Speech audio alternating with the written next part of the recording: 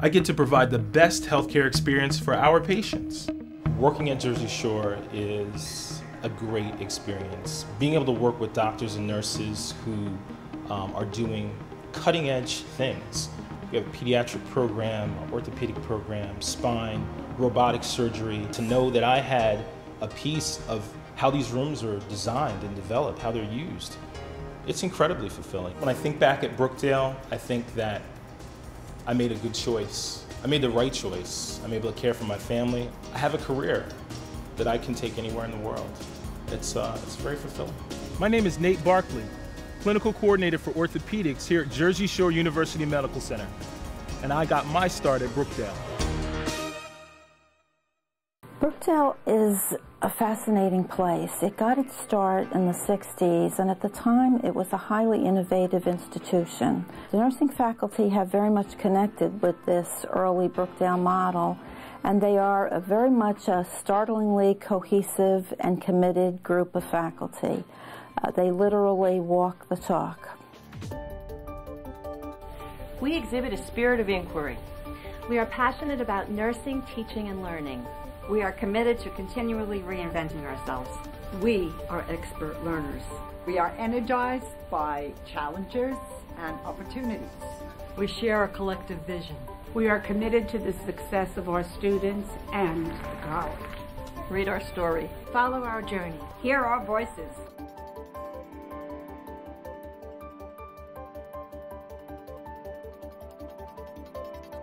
We spent a good deal of time working on an educational services operational plan, and the first goal in that plan is to inspire student success. And the first objective in that first goal is to model the love of learning. And I think that concept of expert learners, you are already modeling for your students the behavior that you want them to emulate. And we know, if you study educational researchers know that modeling is a very effective tool for all of us. So I loved learning about the concept of the expert learner, and that you are sharing that with your students so that they know that you're not afraid to learn, you can pass that on to them.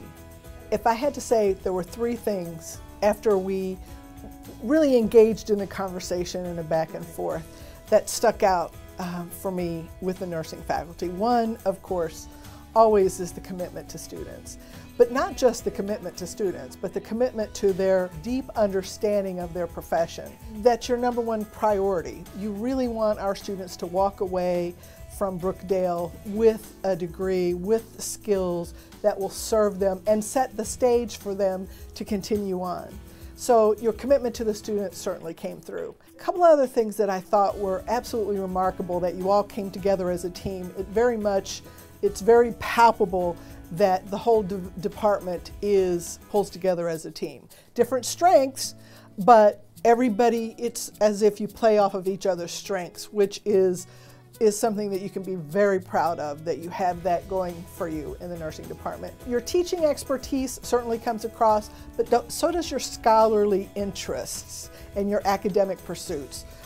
Struck me. We had some pretty in-depth conversations about what it means to be an educated individual and the development of critical thinking skills, and how the knowledge base in healthcare, in any technical area, has grown to a tremendous level.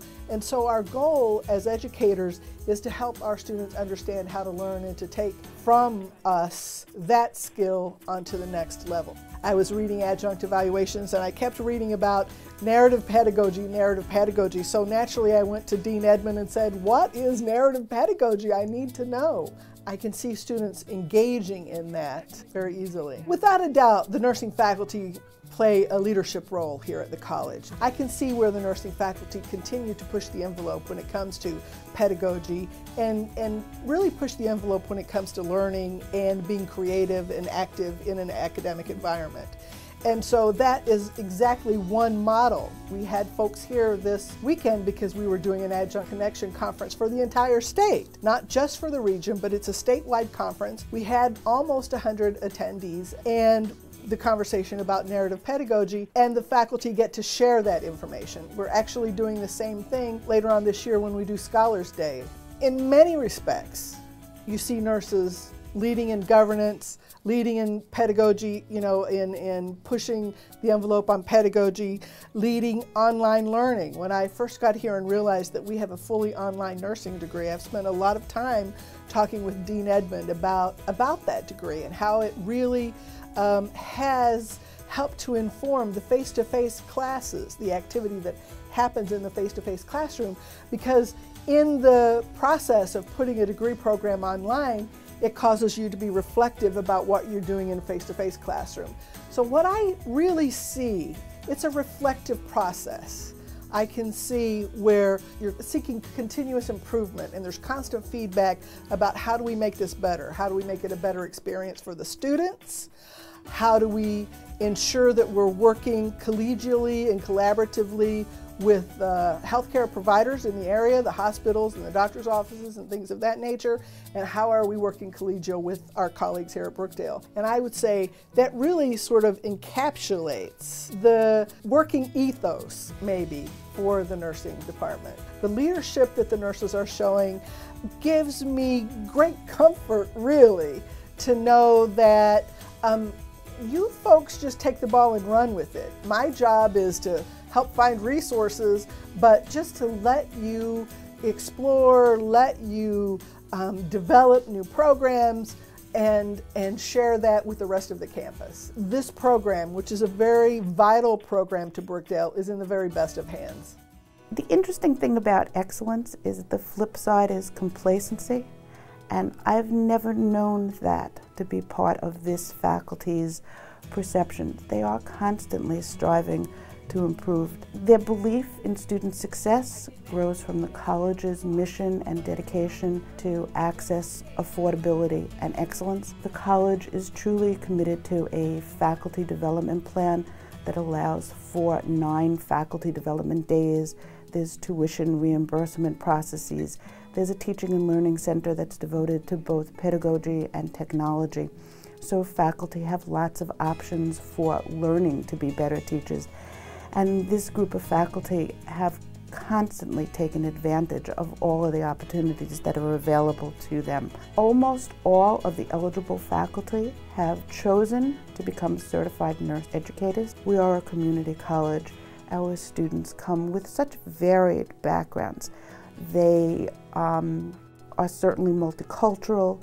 They have different learning styles. Some students may be educationally disadvantaged. Other students come with this being their second and sometimes third degree and are very educationally experienced. The faculty have dedicated themselves to providing individual instruction and meeting the students where they are. The faculty certainly are very involved in socializing students to the role of the nurse. One of the best things that we have been involved with is promoting the Student Nurse Association. We encourage membership, and many of our students participate on the state level as officers. We have availability for students to attend state and national conferences. Sitting in a curriculum meeting, we will discuss healthcare trends, we'll discuss national issues and how they affect our curriculum in specifics and the associate degree programs in general. We have faculty that are continually providing a worldview, and all of that has impacted our curriculum. One of the biggest strengths of our curriculum has been that we are interdisciplinary in the process of developing, and not just within the division where we interact with the other health sciences and the sciences in general, but we've also reached out to our partners in clinical facilities and in the four-year institutions so that we know that our students are prepared both for those entry-level positions in acute care facilities as well as to continue their bachelor's degrees. The college has a commitment to mentoring new faculty, and there is a contractual obligation to do that. The nursing department has taken that much further, and while the college only requires mentoring for 1 year, the nursing department has been involved in mentoring new faculty, mid-career faculty, and very experienced faculty. And we've continued this across the process.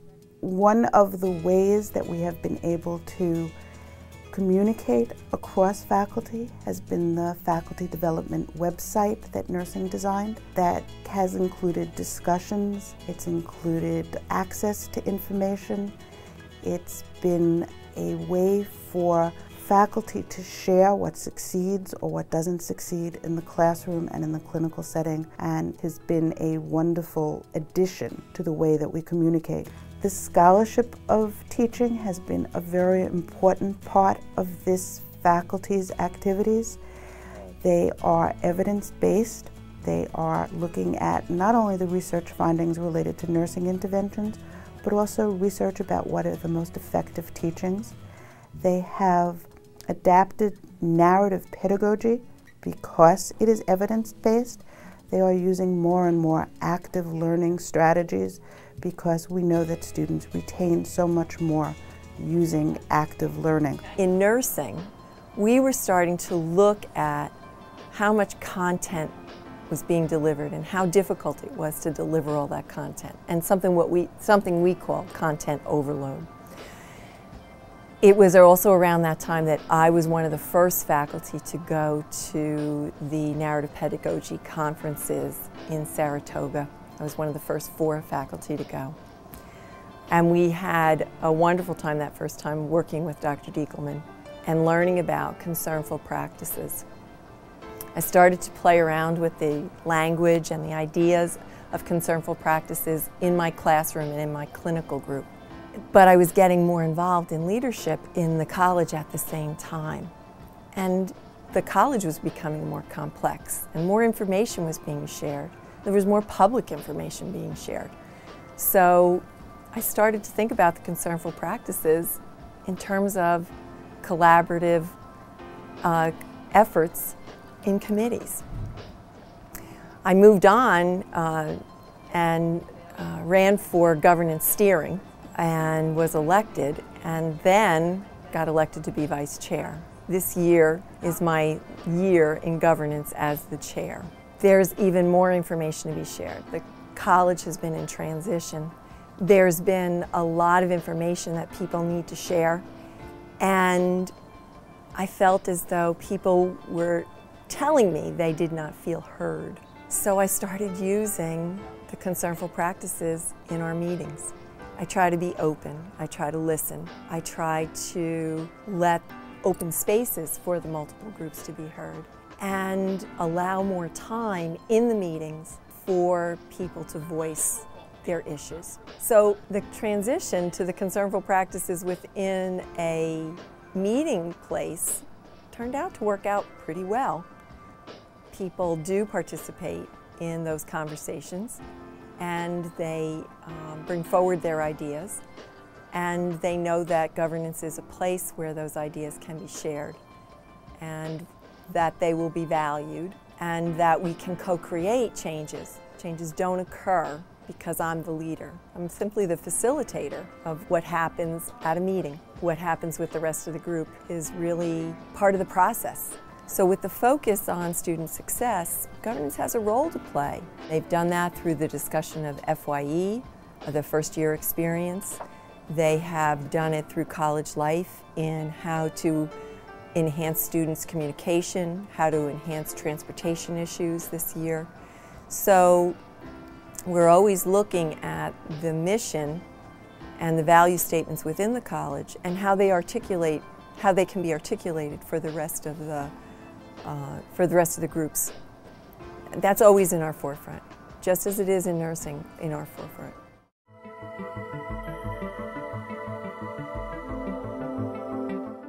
How are we to think about narrative pedagogy? Narrative pedagogy is a way of teaching that integrates stories and narrative into classroom activities, and through interpretation and reflection, it fosters new ways of learning. The faculty are committed to putting out a practitioner who is professional and who is competent. Narrative permeates every aspect of what they do. I think in many ways I sold my students short for a long time. That in being the expert and standing up there and teaching, I felt like I really wasn't aware of how much they did understand and how much, what perspective they could contribute. in the classroom, and that's been a real learning experience for me. My experience has been that when we value their thinking, then they see themselves through our eyes, and that helps them grow in their professional and learning self-esteem. It did frighten me that it was going to be all about stories and not a greater experience or larger experience. I think it was that same level of trust, too, that has brought us together as expert learners and has made us feel comfortable visiting each other's classrooms and being able to share the best in all of us, and that's how we've grown collectively. The one thing that I remember that stuck out in my mind the most was being part of a SNAP meeting and speaking with Pam Ironside over the telephone and enjoying every single word that she had to say and drinking it all in. But it was the after talk that we would sit around and just digest it and open up and reflect, and I just felt very part of a group, and I was very, very new, and these were very seasoned educators, and it just welcomed me into the entire process. I think this whole experience with the Angel site has definitely strengthened the collegiality with our adjunct faculty. Most of us only know the adjuncts that work in our particular clinical courses, and through the website we can meet the adjunct faculty that work in all the clinical sites, and they bring so much to the table that we had not really utilized effectively in the past. And when I began to hear everyone's stories and I began to feel the passion of all my colleagues, I started to think, reflective learning seems to be the key here. And it's not so much the storytelling by itself, but it's the reflection and the way we frame our questions, the way we focus students on the commonalities and the true meaning of what's going on behind the story. So I realized it was more to it than that, and I became very excited. And this all coincided with our retention efforts when our students were having some problems with success in the program. And we started to look at success strategies. And I knew at that point that it was a matter of just reflection and not so much memorizing. Okay, I think that's how I bought into it.